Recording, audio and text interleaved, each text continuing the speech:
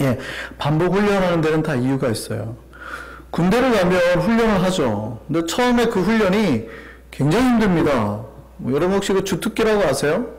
그 병사들마다 자기만의 특별한 그 파트가 있어요. 맞는 파트가.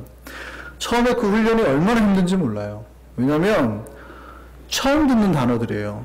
난생, 군대 용어는 난생 처음, 우리가 뭐 한국어를 안다고 알 수 있는 게 아니라 난생 처음 듣는 단어들. 뭐 이런 것들이에요. 제가 군대 있을 때 무전병을 했었는데요. 책 한 권이 있습니다. 이걸 하나 딱 던져주고 외우라 그래요. 그리고 그 말로 하는 거죠. 그러니까 무전을 무조건, 저는 이제 그때 난 내무부였는데, 경찰이었는데, 무조건 그 말로 하는 거예요. 무전은 그냥 일상적인 말로 안 하고 수하나 현재 종하나 뭐 현날 때 종종 뭐 이렇게 말을 해요. 이렇게 말하면 그걸 알아들어야 돼요. 제가 지금 영어의 스트레스를 그때 이미 받았습니다. 굉장히 한국말 하는 것 같은데 실제는 전혀 다른 말을 쓰거든요. 수하나 종하나 무슨 얘기냐면 수하나는 무전병을 말하는 거고요. 종하나는 현재 출발한다는 거예요. 출발. 이런 말이에요. 전혀 다른 말이에요. 근데 그거를 다 외워야 돼요. 또 경찰 용어는 6개월마다 한 번씩 단어가 전체가 바뀌어버립니다. 그러니까 6개월이 지나면 같은 말을 전혀 다른 새 단어로 써요. 왜냐하면 이게 암호가 해독이 될 수 있다. 그래서 6개월에 한 번씩 계속 돌립니다. 이게 6개월 단위로 바뀌어버리니까 6개월마다 언어를 외워야 되는 거예요.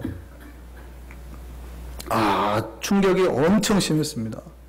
고참들이 무전으로 말을 하잖아요. 진짜 영어를 하는 것 같아요. 하나도 못 알아들어요. 하나도. 처음에는. 굉장한 스트레스를 받습니다.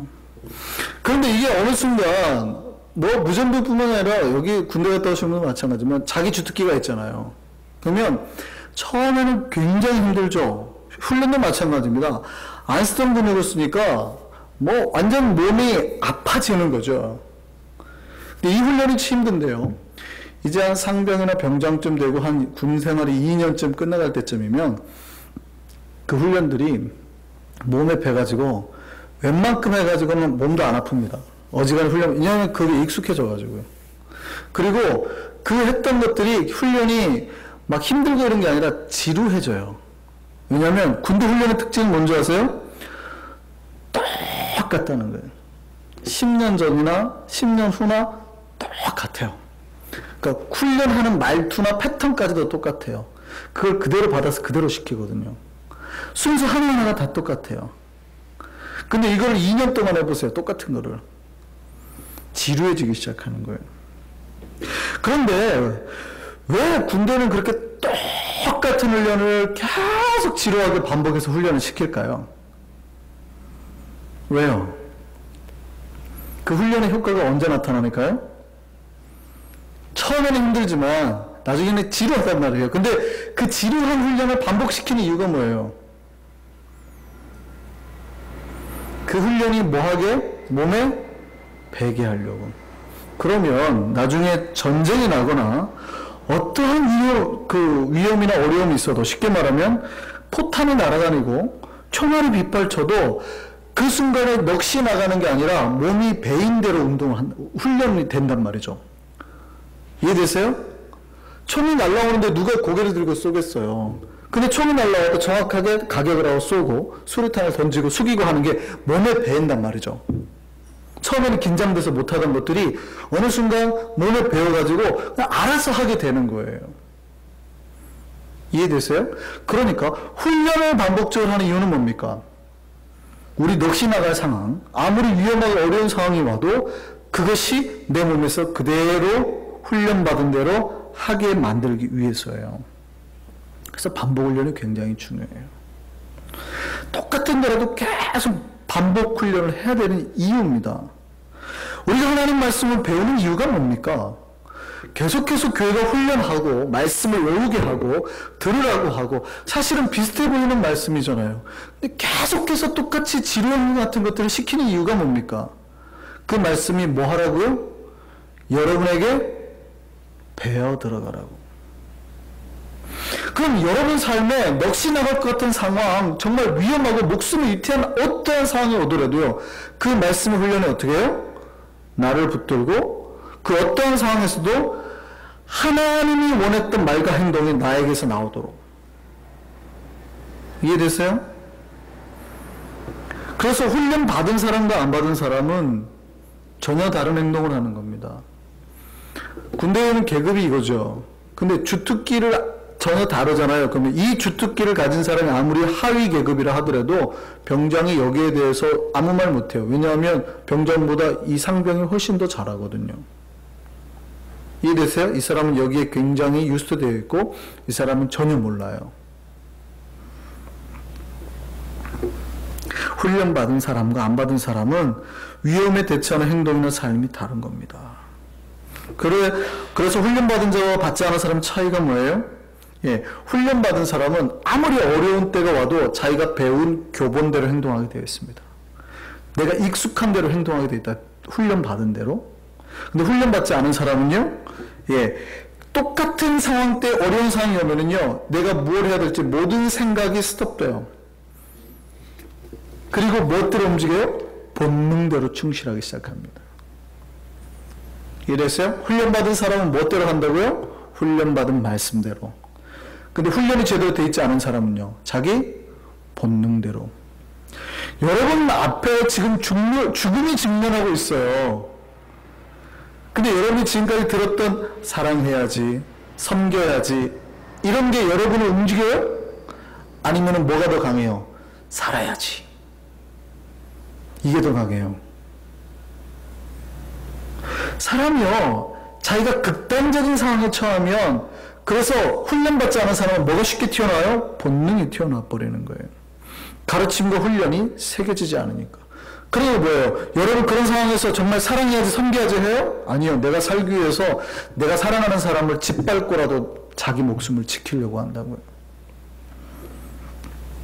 평소에는 잘하는 것 같아요. 근데 내가 정말 극도로 아프거나 고통이 오잖아요? 그러면 뭐에 충실해지기 시작하냐면 자기 본능에 충실해지기 시작하는 거예요. 군대에서 반복훈련 시키는 건 뭡니까? 총알이 날라와도 도망가지 못하게 하려고 하는 거예요. 네 본능은 뭐예요? 도망가는 거죠. 군대는요, 못 도망갑니다. 훈련받은 사람은 절대 그렇게 못합니다. 저 군대에 있을 때 이제 제가 그 데모를 막았어요. 우리 때는 데모가 좀 심했잖아요. 제가 데모 막는 제일 앞에서 방패를 들고 있었거든요. 화염병 날라와가지고 제 몸에 불이 붙으면 제가 도망갈까요? 안 도망갈까요? 제 고참 한 명이 방패 놓고 도망갔습니다. 그날 밤에요, 무지하게 두드러 맞았습니다. 고참들한테. 정말 심하게 두드러 맞았습니다. 여기 뭐라고 하냐면, 불이 무서운지 고참이 무서운지 보자. 고참이 훨씬 무섭습니다. 차라리 내가 타 죽으면 타 죽었지, 고참들의 그 구타와 욕설과 이 모욕에는 못 견뎌요. 고참을 믿으라는 거예요. 소화기는 오직 고참만 가지고 있거든요. 그 불이 붙으면 고참만 꺼줄 수 있어요. 나를 믿으라는 거예요. 그러니까 네 목숨을 지켜줄 사람은 나밖에 없어. 이거를 굉장히 주입을 시킵니다. 불이 붙잖아요? 안 도망갑니다. 그게 뭘로 각인이 되는 거예요? 훈련으로. 반복되는 걸로. 사람들이 훈련되지 않으면요, 다 도망가는 거예요.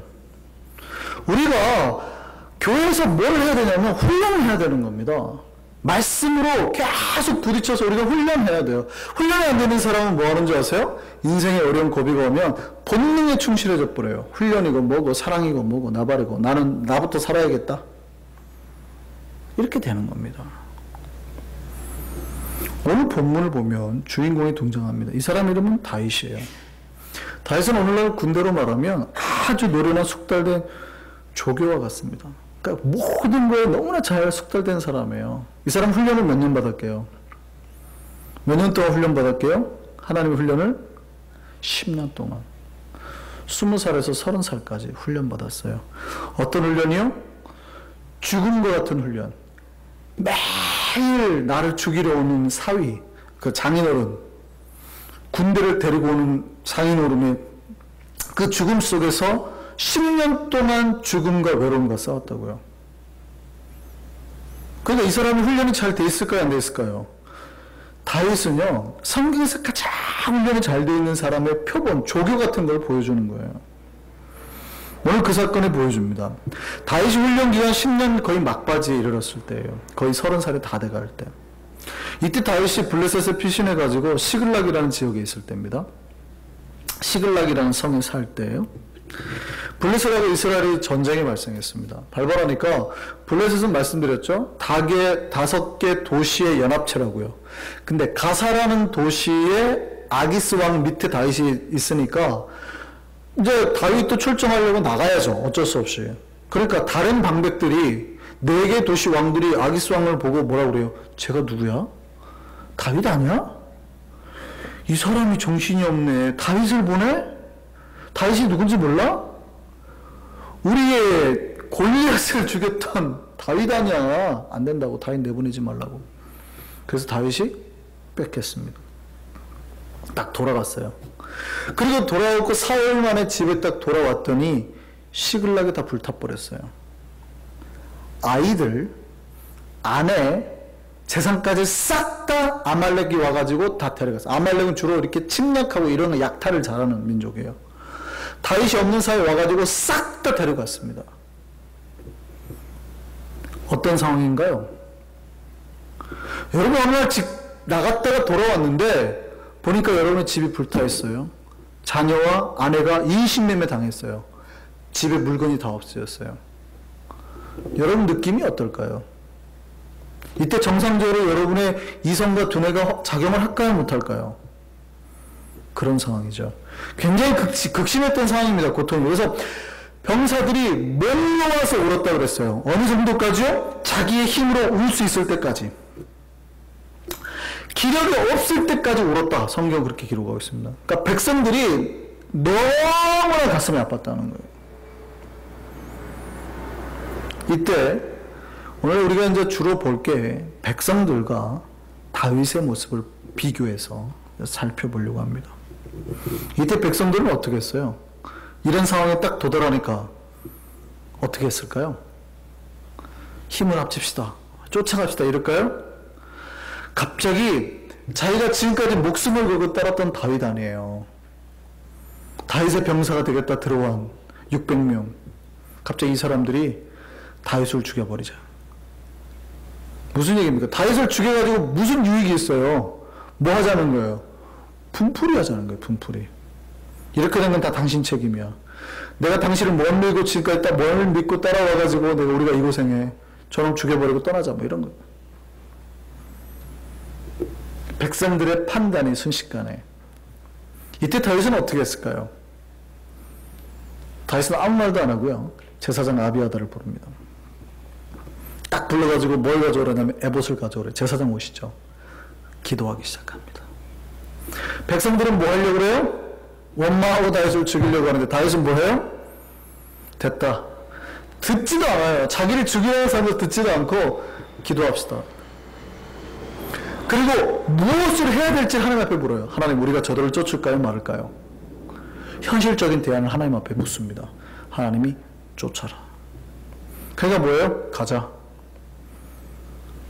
다윗은 뭐예요? 그 순간에도 하나님을 따라가요. 백성들은요, 본능에 충실해지기 시작해요.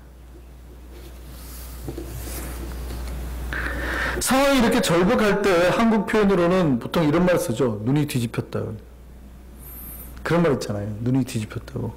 우리 인생을 살 때 지금이 딱 이런 거예요. 눈이 뒤집혔을 때. 자기 인생 최고 힘들 때 아닙니까?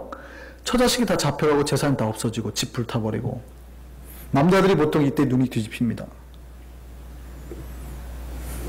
이럴 때 사람들의 특징이 뭐예요? 이럴 때 사람 특징이요. 절대 좌로나 우로나 치우치지 않습니다. 내 목표를 향해서 앞만 보고 갑니다. 여러분 인생에 그럴 때 오잖아요? 기도합시다? 안 옵니다. 수요일날 금요일날 기도하러 오자면 와요? 안 온다니까요. 아무것도 안 봐요. 오직 내가 무조건 회복하리라. 집이 갑자기 부도가 나가지고 망하잖아요. 기도하러 오세요. 목사님 나 지금 기도할 시간이 어디 있습니까? 이거 어떻게 해서는 다시 살려야 된다고. 아침에도 일하고 점심에도 일하고 밤에도 일하고 오직 그것만. 진짜로 그래요. 평상시 신앙생활 잘 하다가 위기 때가 딱 오잖아요. 신앙이고 뭐고 다 끊어요. 다 끊고 회복하기 위해서. 친구고 뭐고 관계고 다 끊고. 오직 뭐 이때는 자기 욕구가 지금 저걸 이뤄내고 저걸 회복해야 된다는 그거 하나만 보고 가는 거죠. 훈련이고 뭐가 없으면. 그때는 이 사람들은 아무리 제자 훈련 받았어도요, 뭐가 시키는 대로 해요? 본능이 시키는 대로 한다. 제자 훈련을 받았는데도 본능이 시키는 대로 해요. 지금 이들이 그런 거예요. 지금 다윗과 그 용사들이 마음에 여유가 하나 없어요. 바늘 하나 들어갈 만큼의 여유가 없어요. 룸이 없다고요. 근데요, 이들 앞에 두 번째 시험거리가 다시 나타납니다. 그들을 향해서 막 아말렉인데 쫓아가잖아요. 근데 아말렉이 어디로 가는지 어떻게 알아요? 우선 출발하고 보는 거죠. 그죠? 우선 출발하고 보는 거죠. 어쨌든 마음은 급해요. 막 쫓아가는데 앞에 쓰러진 소년을 만났습니다. 어떻게 할까요?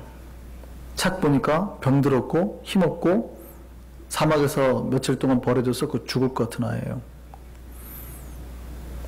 여러분 같으면 어떻게 하겠습니까?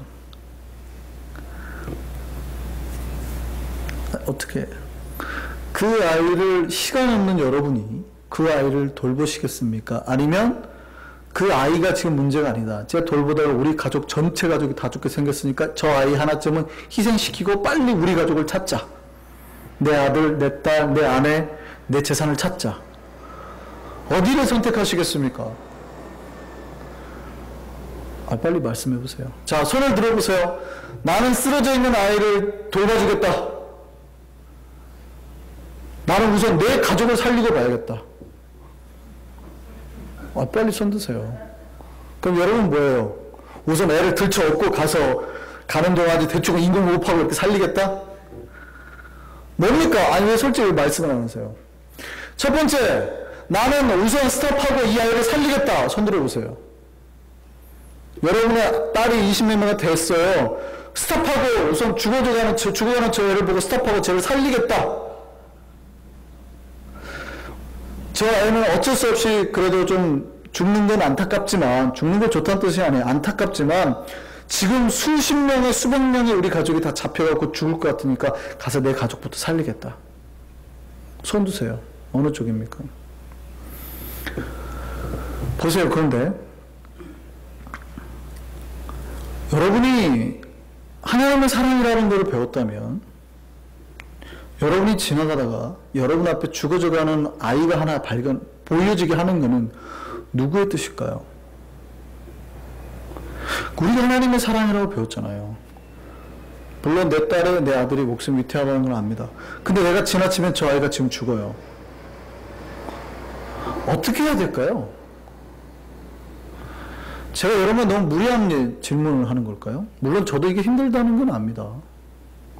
근데 우리는 그 순간은 훈련이고 뭐고 말씀이고 기억이 안 난다고요. 하나님은 사랑해야지, 이웃을 섬겨야지, 가난한 자를 돌봐야지, 이런 거는 기억이 안 나요. 오직 뭐만? 내 딸과 내 아들과 내 아내를 어떻게 해서든지 찾으리라. 저 아이 하나를 살리기 위해서 내 가족을 희생할 수는 없다. 이해됐어요? 그 순간에 내 마음속에 성령의 음성은 없어요. 판단이 있는 거죠. 판단. 뭐 판단이요? 저 아이를 희생해서라도 내 가족을 살려야 된다라는 내 판단이 있는 거지 성령의 음성은 없는 거예요. 우리는 그 순간에 빨리 판단을 하죠. 아이 하나 가지고서 수십 명이 살아가는 게 유익이 되지 않을까? 그 누구의 판단이에요? 자기의 판단이에요. 인간들의 판단이라고요. 인간은 그게 훨씬 낫다고 생각하는 거예요. 왜냐면 아무리 계산해봐도 여러분이나 저나 판단하는 거는 그렇게밖에 되지 않겠어요? 저 아이를 하나 죽여서라도, 저 아이가 죽어가는 걸 우선 버려서라도 전체가 살려가는 게 더 유익이라고 생각하잖아요.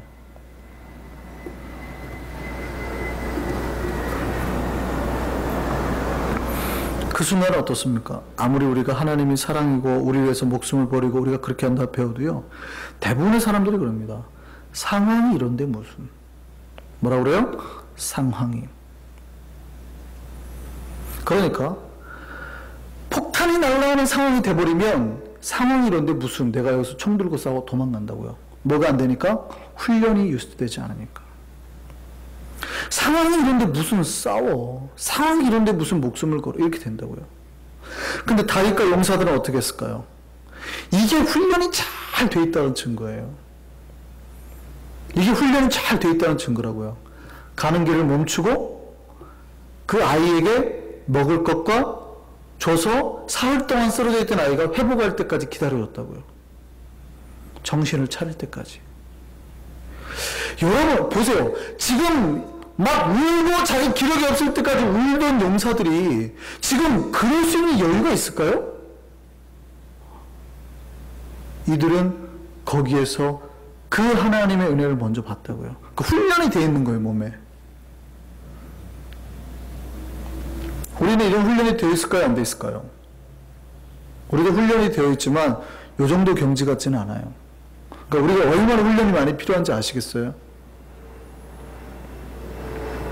그 순간 우리는 훈련보다는 본능에 충실해 버립니다. 저 아이 하나 지금 쟤 살리는 게 문제야. 내 자식 죽게 생겼는데 이러고 간다고. 상당히 오랜 시간 그 아이가 정신 차릴 때까지 멈춰 있었습니다. 생각해 보시죠. 여러분이 지금 똑같은 상황이에요. 여러분이 예배 드리려고 딱 갔더니 밖에 있던 우리 아이들이 다 없어지고 막 다 뺏기고 집이 난리가 났어요. 제가 여러분을 데리고 지금 다 찾으러 갑시다 하고 나가는 길에 한 1km 가다 보니까 애가 하나 쓰러져 있어요. 근데 제가 집사님 잠깐 다 멈추시라고 하고 막 갑자기 먹을 거 주고 그 애를 살리려고 그러면 여러분 저한테 뭐라고 하실래요? 여러분 저한테 뭐라고 하실래요? 역시 우리 목사님 은혜로우시고 평상시 말씀하신 대로 하시는구나 그러실래요? 아니면은 뒤에서 욕을 한 바가지 정신이 이러실래요? 여러분의 아들이 지금 잡혀갔단 말이에요. 어떻게 하실래요, 여러분은? 저한테 역시 은혜롭고 훌륭하신 말씀대로 사시는 목사입니다. 그러실래요? 아니면 이런 개 정신 지금 이럴 때 이러실래요? 대부분의 사람들이 그런 내가 위험에 처하잖아요. 하나님의 말씀대로 사는 사람을 욕한다니까요.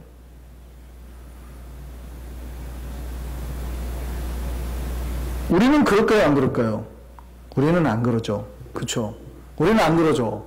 우리 훈련 받았으니까. 많은 사람들이 그럽니다. 그런 때 제 뒤에서 제가 말씀대로 가자 그러면 뭐라고 하는지 아세요? 미쳤네. 아이고 시간 많네. 혼자 착한 척 다 하네. 지금이 그럴 때야?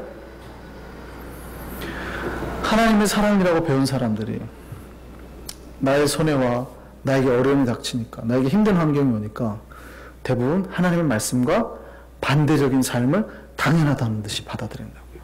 뭐에 충실해져요? 본능에 충실해져요. 다윗은 그 다음에 다윗과 용사들의 그 다음 스토리는 더 놀라워요. 기가 막히죠. 이들이 스탑해가지고 아이를 하나 살리는 것이 그러니까 다윗과 그 병사들은 어떠한 상황에서도 하나님의 가르침에 대해 행동하는 거 아니에요.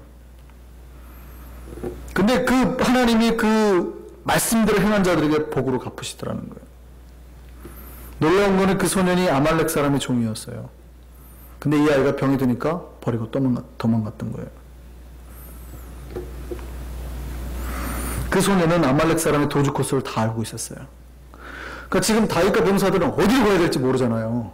나오긴 나왔는데 알고 봤더니 그 아이가 도주로를 다 알고 있는 거예요. 시간을 버릴 필요가 없죠. 여기요, 여기요, 여기요. 여러분이 갔는데 어디로 가야 될지 다 아는 거예요. 아, 이쪽 가시면 안 돼요. 저쪽 노던으로 가세요, 노던. 우리는 저기 그랜드 센츄럴로 가려고 하는데, 아니, 지금 그랜드 센츄럴 안 갔어요. 노던으로 갔다니까요. 이쪽 길로 가세요, 이쪽 길로. 쫙쫙쫙쫙. 그 아이를 위해서 내가 2시간을 투자했더니, 그 아이를 살리기 위해서 하나님이 복으로 갚으시더라는 거죠. 이해되세요? 하나님은 우리 인생에 시험처럼 보이는 복의 코스를 몇 개 설치해놨어요. 다윗 앞에 넘어져 있는 아이가 시험이었을까요? 복이었을까요? 하나님은 꼭 복을 시험처럼 보이게 하는 겁니다. 이해되세요? 저는 이렇게 목회하다 보면 많은 성도들이 목사님 저 시험 들었어요 이러거든요. 제가 보기에는 복이었는데 복에 걸려 넘어져서 시험이 들더라고요. 시험과 복은 굉장히 유사합니다. 넘어서면 복이고요. 멈춰서면 시험이 되는 거예요. 이해되세요? 제가 지금 무슨 얘기하는지? 하나님이 던져준 것을 여러분이 잘 소화해서 넘어가면 복이 되고, 그 소화 못 시키면 다 시험에 걸리는 거예요.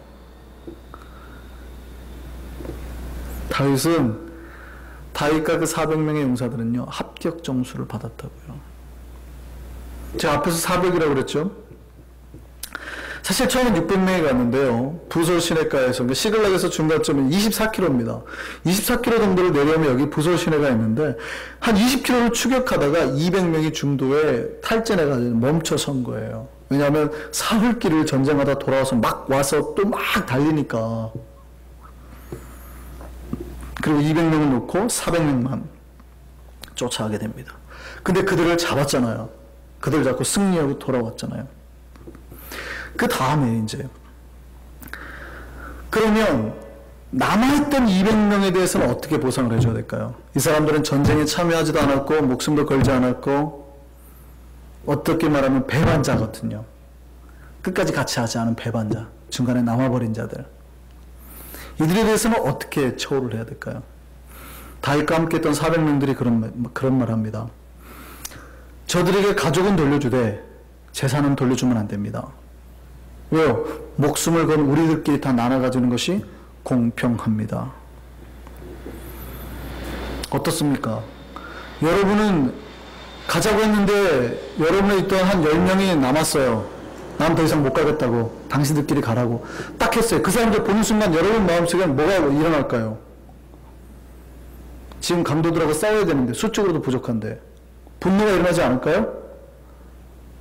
돌아왔어요. 그럼 여러분 같으면 승리하고 돌아왔을 때 안 가고 힘들다고 안 갔던 사람에게 똑같이 나눠줄래요? 아니면은 물론 가족은 돌려주고 돈은 안 줄래요? 보상금은. 어떻게 하시겠습니까? 뭐가 옳은 것 같습니까? 보상금을 나눠줘야 될까요? 안 나눠줘야 될까요?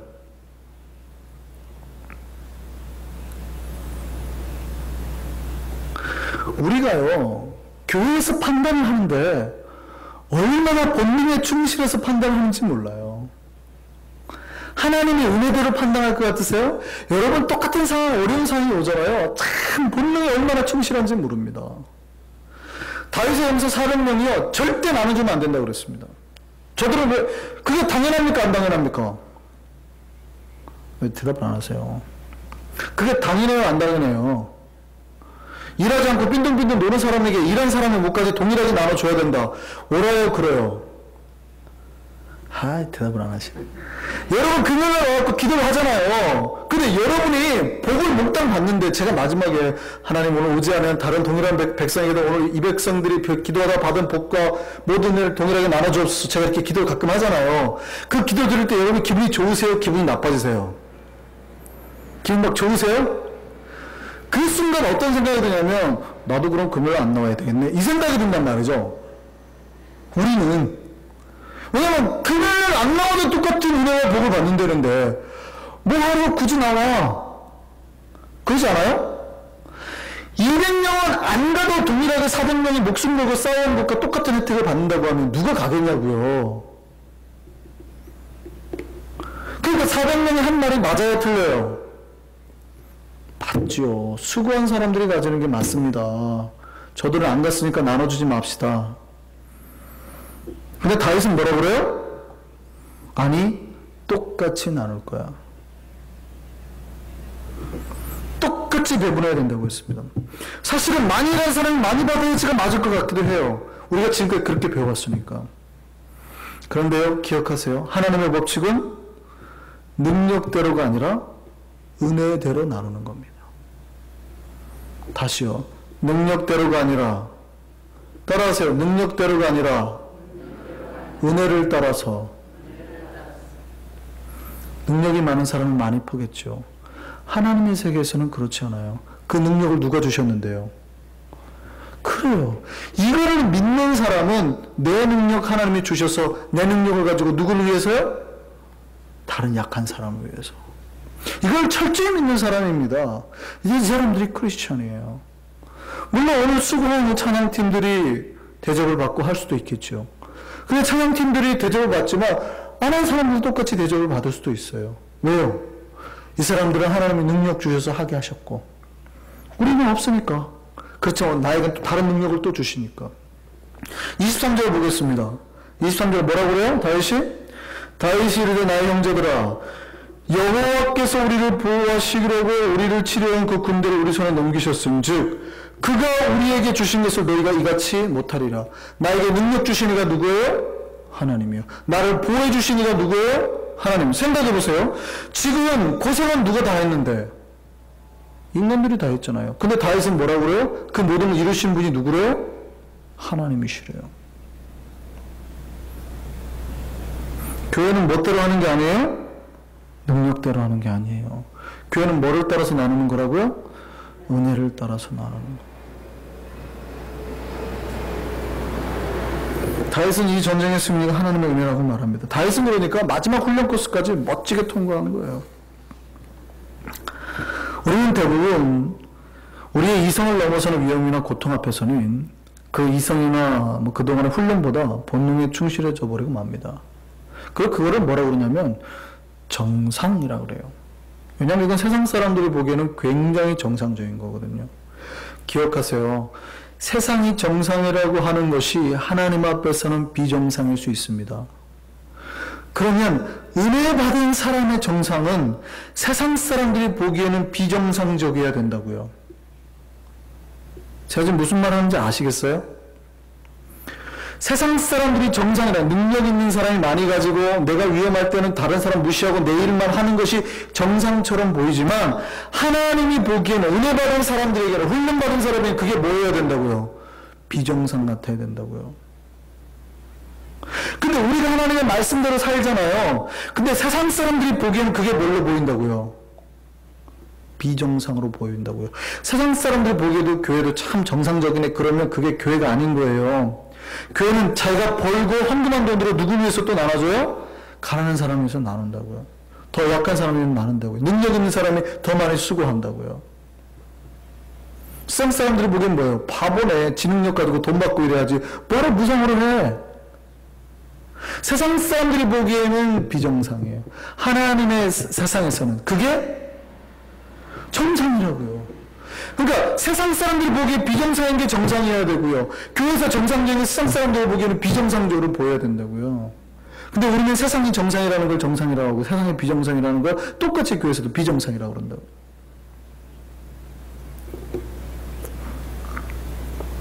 하나님의 말씀대로 살아가는 겁니다. 그 순간에 하나님이 복으로 갚으시는 거예요. 많은 사람들이 자기 큰 이득 앞에 진리를 포기하는 경우가 있습니다. 작은 이득 앞에서는 그냥 다 진리대로 따라요. 작은 이득은. 근데 내 앞에 큰 이득이 걸리거나 내 앞에 큰 어려움이 걸리면 대부분 뭘 포기해요? 진리를 포기하고 이득을 따라간다고요.